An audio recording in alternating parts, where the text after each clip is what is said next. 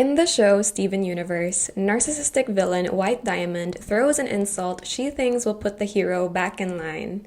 However, Steven responds in such a way I've never heard others talk about when dealing with these types of people. I'll expound later in the video. So, hi there, I am a narcissism baby.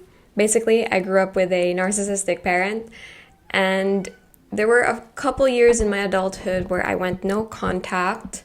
Basically, I lived far away, and so it was easy for me to just not interact with this person anymore. I went no contact because I wanted to focus on my own healing before I faced them again. And when I decided that I was sort of pretty okay, pretty healed, I guess, I thought, well, they're my parent, and you only get a few parents in this world.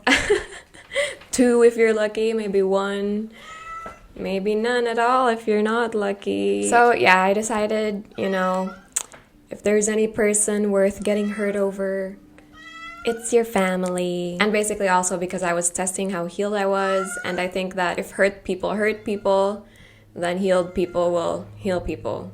Hopefully. I don't know. Did it work? This is my own personal experience with my own narcissist.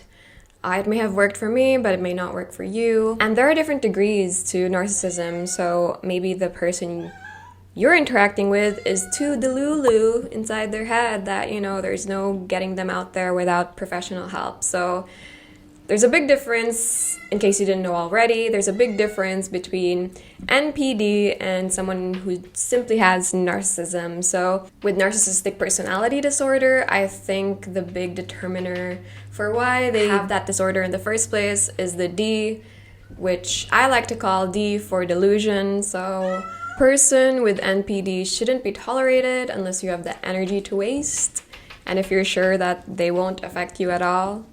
Meanwhile, a person with narcissism can be interacted with to some extent depending on how healed you are and how able you are to detach from their toxicity, basically. And I'm gonna call them narcissists just to make it short. When I say narcissist, I really mean someone who has narcissism, not someone who has NPD. If y'all are wondering what this is glitter painted by hands.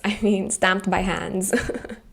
It's not anything creepy or anything, just glitter. This video can also be helpful if you yourself have narcissistic traits. I think the things that I say here can mostly be geared toward us who couldn't help but learn these negative behaviors from the narcissists in our lives, who were most likely our parents. I've read somewhere that narcissism is also called psychological laziness.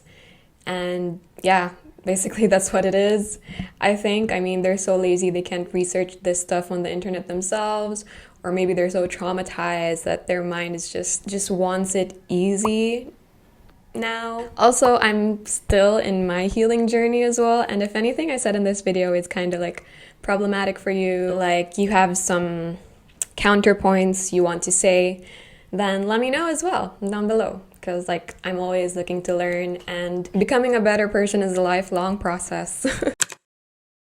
The first stop on our journey is here. This is for the people like myself who grew up with narcissism. If you've been surrounded by narcissism your entire life, it takes a whole lot of compassion to be able to encounter it again without wanting to blow your own head off. Excuse the heavy imagery.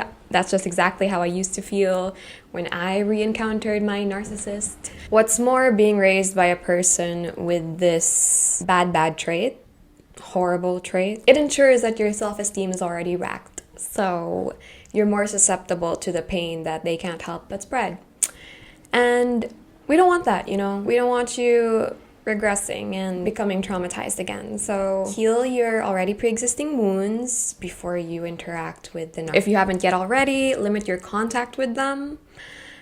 But if you have no other choice and you live within the same household, gray rocking is the only way. I personally don't really like gray rocking because it's gray rocking involves a level of detachment, and this can be very hard if you're still enmeshed. Growing up in these unstable households, you very well likely heavily identify with the term empath. And I think that's very bad because being an empath is just codependency in overdrive.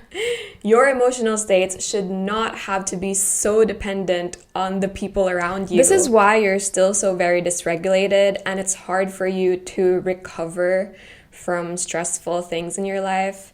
And it's because your feelings, aside from being your own, is also subject to the hyper-vigilant observations that you're compelled to do of other people as a result of the trauma that you experienced. Hopefully, with the other tips I share in this video and on this channel as a whole, you can learn how to be less responsible or less obligated to the feelings of the people around you.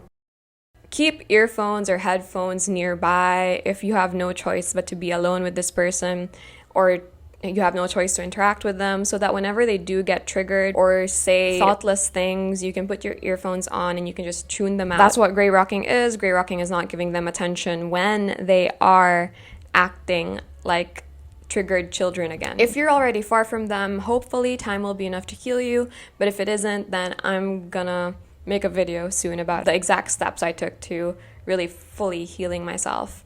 And of course, therapy is a wonderful resource. I think that when you find a good therapist, it really speeds up the process of healing through all this. So yeah, after developing your self-compassion, detachment, and all of that, you can hopefully face them again without being fazed by the hurt that they give you.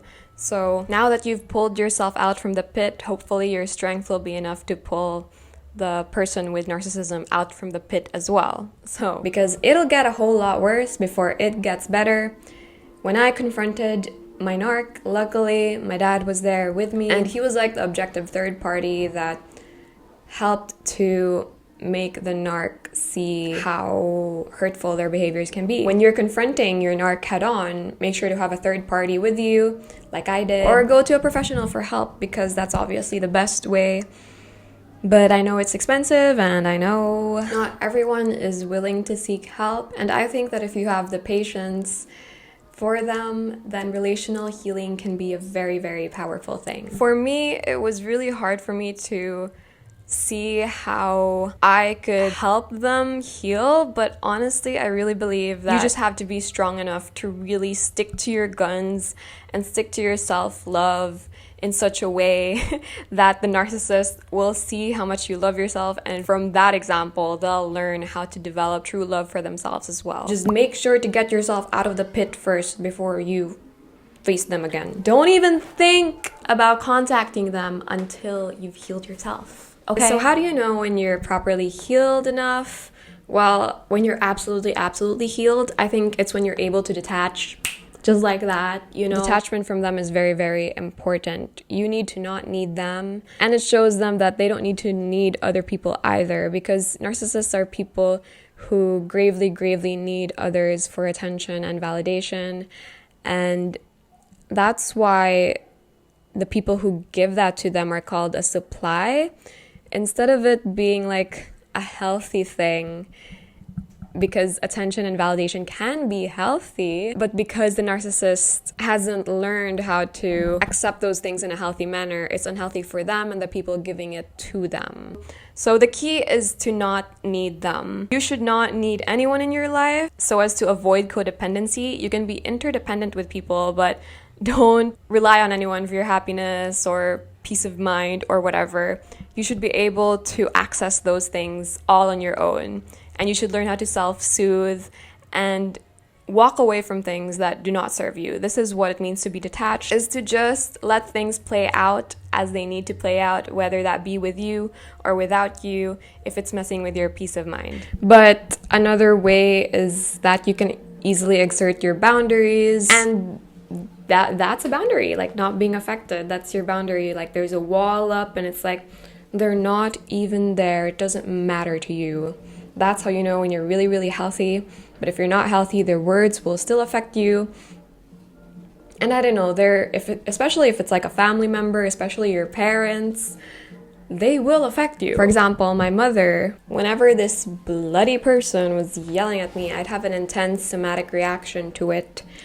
And specifically in my uterus, it would hurt my uterus and the pain would keep going on until this person would apologize to me. I was probably internalizing the pain or something of that effect, but I set my boundary and I told them that if they yell again, then I will leave this house, and I'm happy to report that it worked. If the person with toxic tendencies really values your relationship, then they will respect your wishes. Of course, their behaviors are a pattern that they will need time to unlearn, but as long as you keep sticking to your boundaries, then their fear of losing you will make them realize to do better.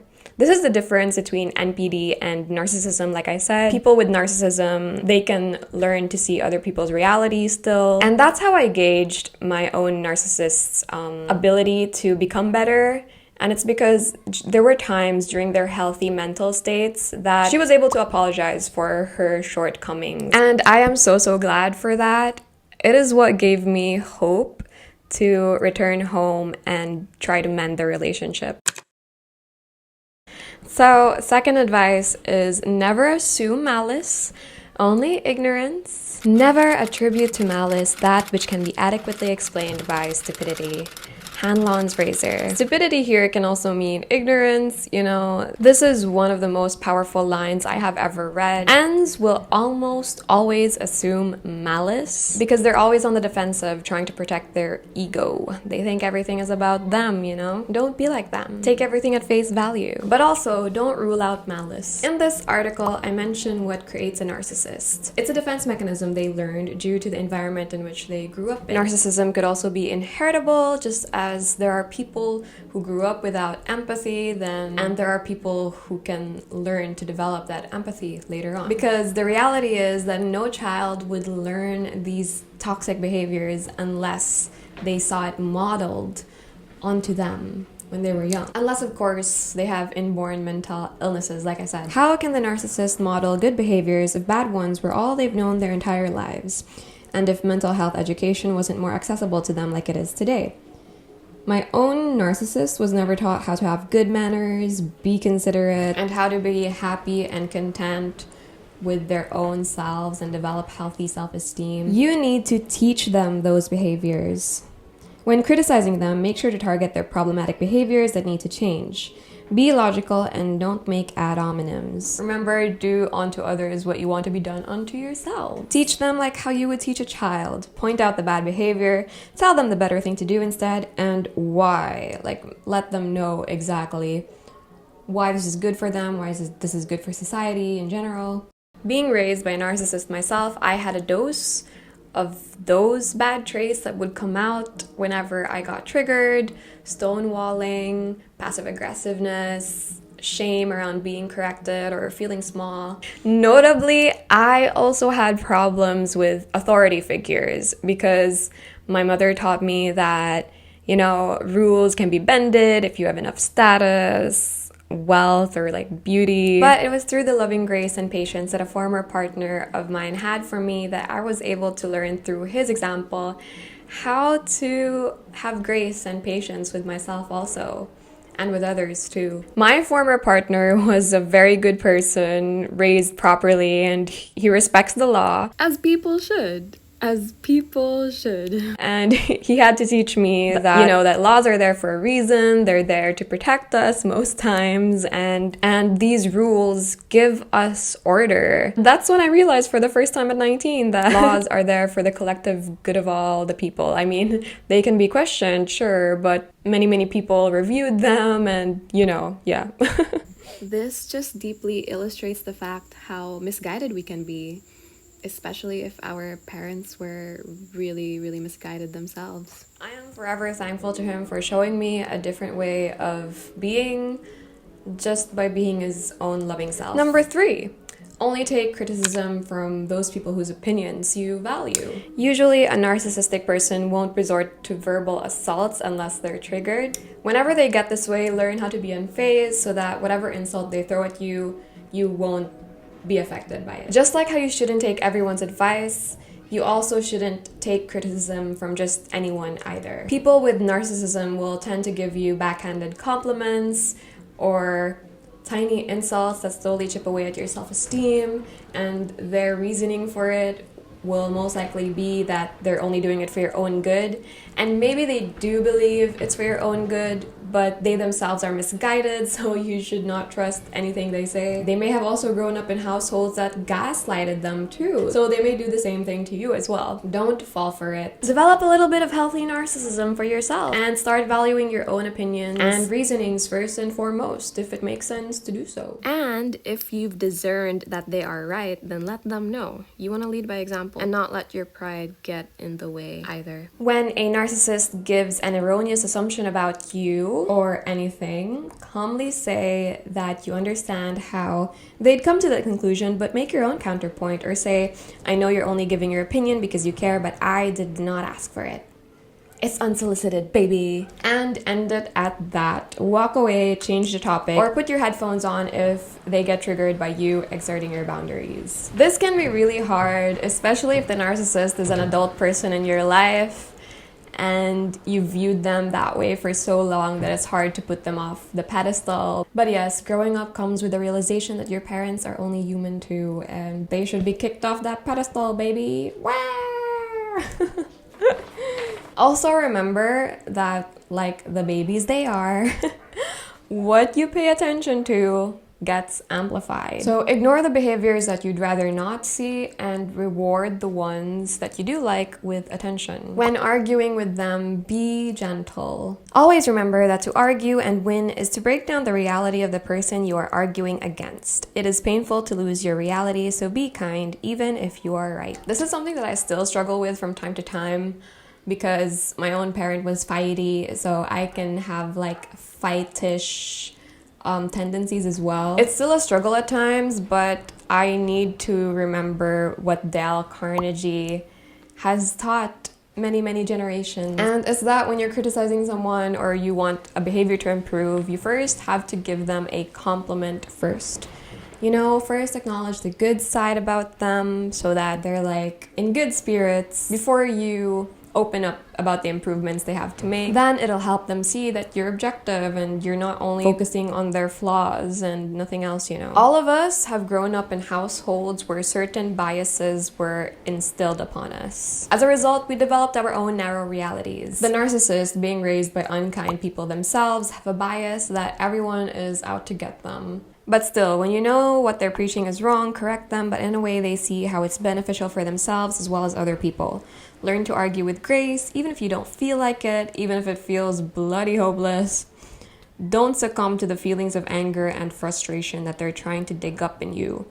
Instead, learn how to keep a cool head and have the satisfaction of knowing you won't stoop to their level. The loser in any argument is the one who loses their head. So an example of me correcting my own narcissist's behavior is that she was talking badly about a person whom she knew who had just died, and she was saying stuff like good riddance, that person was kind of mean, and like other negative behaviors, and like they deserved it and all that. And I just like said, Mom, they're already dead. I mean, that's a very horrible thing to say to a dead person just because they were kind of rude to you. That was the premise, that they were kind of rude in a way. And like after I asserted that, she quickly and sincerely said, I know, I'm so glad you're there to be my voice of reason and stuff like that. So yeah, that's when I realized, oh God, goodness gracious, she may be an adult, but she still has a lot to learn. So if Hanlon's razor was my most eye-opening advice, this one is the most fun most comedic one. And it is, when they act like a child, treat them like one. This is where you get to have fun. So we all have a kid inside us that wasn't properly seen by our caregivers growing up, the narcissist especially. This is why therapy is such an important resource, because we just get to have a space where we're just seen.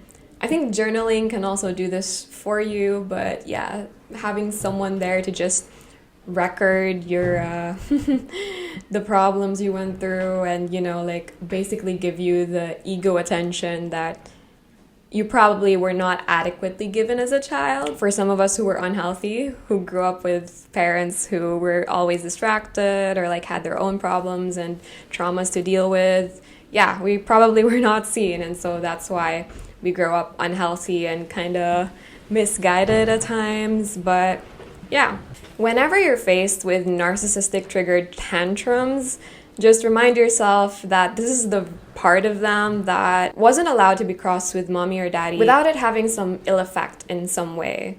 Either they were punished or just their needs were just weren't met, you know? Just like how you don't take a kid's insults or meltdown seriously, be forgiving of the narcissist when they do so as well. I know it can be hard since you're probably dealing with an adult, but try looking back to a time when you too were triggered and broke down. How cathartic breaking down might have felt, and after you did, you were okay again. All you needed to do was let out all the frustrations you had held on to for so long. If you feel you can handle it, allow space for the person in your life to express their toxicity as well. I did this with mine, and it's gotten smoother and smoother with each exhalation of the pain that wasn't acknowledged for so long. Take note that I also expressed my frustrations to this person. It gets a whole lot worse before it gets better. You know, so much pent up anger and resentment and hurt from their own upbringing. It'll come out at some point, at some time, like a big explosion, and it's been coming out throughout their lives in tiny bursts. But now you're confronting it head on. You're triggering them a lot because you're exerting your boundaries and they just can't help but be angry. They might be using you as a scapegoat and directing the hurt, the blame, the anger toward you, but tell them that it's most likely that they also had pain from their own parents, and if you know they did, and that's okay. But what's not okay is passing the pain on to you, their children. Like I said, they may be ignorant of many things because they were neglected or their own parents didn't know any better. So maybe they're also ignorant about the effects of mental or emotional abuse on you. My parent knew that physical abuse was bad, but she didn't know that verbal abuse had just the same effect. So I had to tell her that in America, in more developed countries, people could report this to child services because it's absolutely abuse and has a long-term effect on the psyche and the self-esteem of the child and all that jazz, you know. I had to teach her that, and slowly she learned to change that behavior of hers. So, like I said, I saw that my mom had hope because there were a few occasions on which she apologized to me. However, she still kept repeating her bad behaviors because she didn't know how to change them or like what was the better alternative. And it's not like I really expressed pain toward them. I mean, she saw me cry, but like she didn't know how to handle her own tears or her own emotions, so she just shut me out when I cried, and like therefore I learned to repress a lot of my emotions as well from her doing that. But anyways, so like one night when I was in contact with her again, I was back home and she was still doing her hurtful actions, I decided that enough was enough. I was going to confront it, and luckily, my dad was there. That he was the mediator, like I said, and he's a healthy person for the most part, and he knows when abuse is abuse. So I confronted my mom about all the pain that she'd caused me. Like, I enumerated everything, and there were really, really horrible stuff that she did inside. And that's when she really, for the first time, broke down, screaming and crying about how her own parents were very abusive toward her and how I should understand her because she's been through a lot, and I knew that she just needed to express, and I let her be. And when she calmed down, we later talked about it, and I said, you know, I'm sorry that you had to go through all that, but that doesn't mean that you can excuse yourself from hurting other people.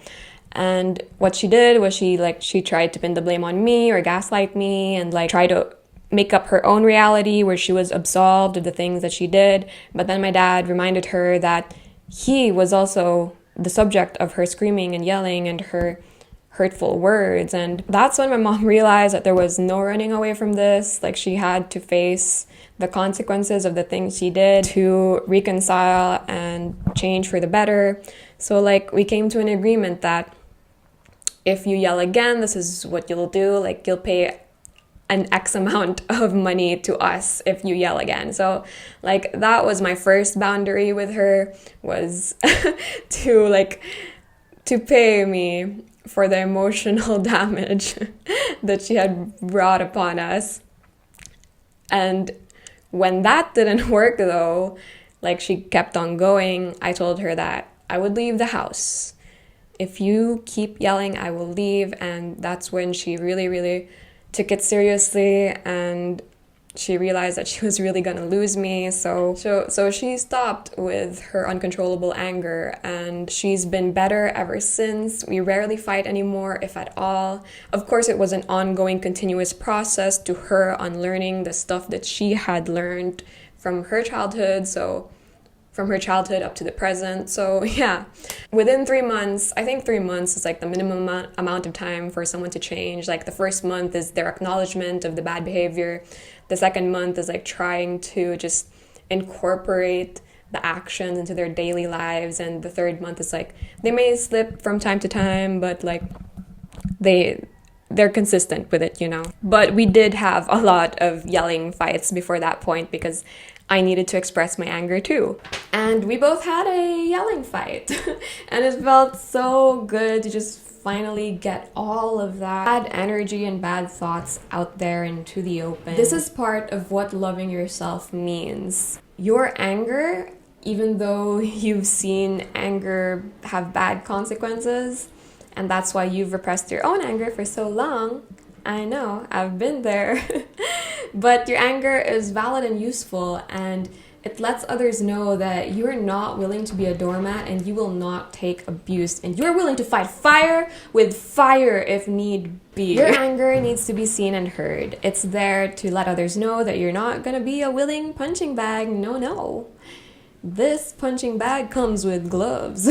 But, and this is a big but, I only allowed myself to express with my words uninhibitedly, because I knew that my N would not resort to physical abuse. And if it ever gets too much, you know, just leave the scene and don't confront them, or go to the authorities and report it. Yes, do not let yourself be hurt. You are precious. You are so precious. Don't do that to yourself. This is the favorite thing I do with my own narcissist. I just utilize humor. In the show Steven Universe, the most intimidating of all the antagonists, White Diamond, tells Steven an insult that they think will put him back in line. "You can't do this, you're acting like a child." Steven's retort, "That's because I am one. What's your excuse?" The scene then ends in the whole cast erupting in laughter and White Diamond blushing embarrassingly. The big bad villain then gets reduced to a child, and they realize how they've been acting all along. If their insults seem to be too much and you're done with it, throw it back at them like you're mocking a little kid. If they want the attention so much, give it to them. But only if you have the energy to do so, of course. If not, then put the headphones on or go to a different room. And remember to always just do the thing that feels loving to you. This is a tactic that I learned from observing my own father when he was dealing with my mother's tantrums. At first, he would take it seriously, but then later on, he realized this person just needs to express. Having their behaviors mirrored by someone and thrown back at them in a humorous way will make them realize how childish they've actually been acting. When they act like a child, treat them like one. Narcissists are simply expressing their own wounded inner child. What do you do when a child has a meltdown? You try to make them laugh to remind them not to take life so seriously. This also reminds you not to take them seriously, and it lightens the load off of everything. But of course, there are times when we don't have the bandwidth to deal with outbursts, so grey rocking and just letting them express it will tucker them out eventually. Feelings don't last forever. Another powerful thing you can say is, "So what?" This is something that I learned from Dr. Ramani. I think I remember that. And when they remark at how much you've gained weight, say, "So what?" When they say, "Oh, how ugly you've become," do a little shimmy, twirl, and tell them, "So what?" And then wink blessedly. Obviously, this will only work if you are secure within yourself. Hence the first point that I made in this video. Why am I holding it to the side like this? A narcissist very well likely grew up with a slew of criticisms their parents gave them, which they took to heart. This is why they can no longer handle negative comments from other people. But if you yourself don't take their unsolicited criticism seriously, it then shows them that not all words need to have an effect on you. Lastly, be kind to those who are unkind. They need it the most. They really, really do. Compassion is hard, but I think that once you learn how to unconditionally love yourself, then that love can't help but spill forth to other people as well. Just like the narcissist can't help but spread their pain, you can't help but spread that gorgeous, gorgeous healing, baby. Be kind, but don't be a doormat. If it hurts you in any way to just have a normal interaction with them, then you don't have to take it upon yourself to keep doing so. Remember that you don't owe them anything just because they're your loved one. You and your precious inner child are your top priority. You cannot give from an empty well. Give yourself distance to replenish your care and love by giving it to yourself again first. So, in conclusion, narcissists are very much stuck in the age where they got traumatized, and as a result, they grew up with childish coping mechanisms that are very, very unhealthy and toxic and bad for the rest of us. But humor is a wonderful way to cope with the absurdity of having to deal with these adult babies. And yes, sad as it is, we committed to be on this journey. Interacting with them will feel like you're reparenting them, and although that's completely not our job, remember that you committed to be on this journey because you know there is good in them still, buried underneath all the harshness that they had to learn. I always like to remember this line whenever it starts to feel tough, but everybody cries and nobody comforts. When you think you're healed enough, I think a good way to see how far you've come is by interacting with these types of people again and seeing if it'll affect you. Will you let your hurt regress them? Or will your willpower be strong enough to make those hurt people progress? I'm kidding. Because it takes a lot of willpower to change yourself. And if you've already done that work, then you know how hard it is to be able to change someone else. And there really is no changing someone. There's only hoping that your love and acceptance will help them love and accept themselves and, stop being so egotistical. The ego of these people weren't properly seen, so seeing someone and giving attention to that part of themselves, that scared, wounded little child part of themselves, is the most powerful thing. It's gonna make me cry. Oh God.